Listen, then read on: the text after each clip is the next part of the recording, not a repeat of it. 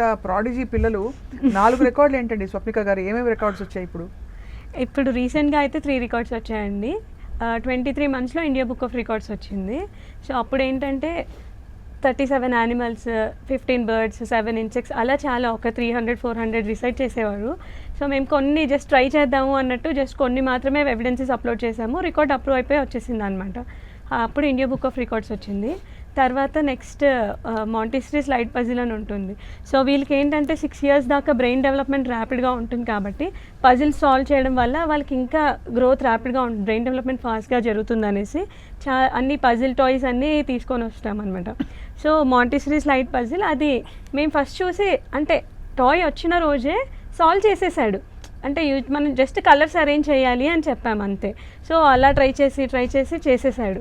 So next కొన్ని డేస్కి చాలా ఫాస్ట్గా చేసేస్తున్నాడు. సో ఓకే టైం రికార్డ్ చేసేసి మనము పెడదాము, ఎన్ని సెకండ్స్కి ఇన్ని మూవ్స్ అలా క్యాలిక్యులేట్ చేస్తారనమాట. సో మేము వచ్చే అన్ని colours different 4 different colours arrange చేసి ఇచ్చినప్పుడు ఒక 10 secondsలో సాల్వ్ చేసేసాడు ఆ పజిల్.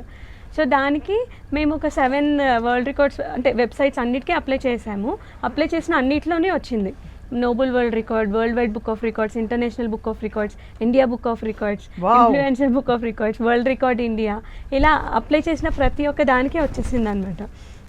మేము వాటన్నిటిలో నుంచి తీసుకోకుండా సో ఒక్కొక్క దాని నుంచి తీసుకుందాము. రామాయణంకి కూడా వచ్చాయి. సో ఒక్కొక్క వెబ్సైట్ నుంచి ఒక్కొక్క రికార్డ్ మాత్రమే సర్టిఫికేట్ తీసుకుందాము అనేసి అలా ఒక్కొక్కటి తీసుకుంటూ వచ్చామన్నమాట. ఎక్సలెంట్.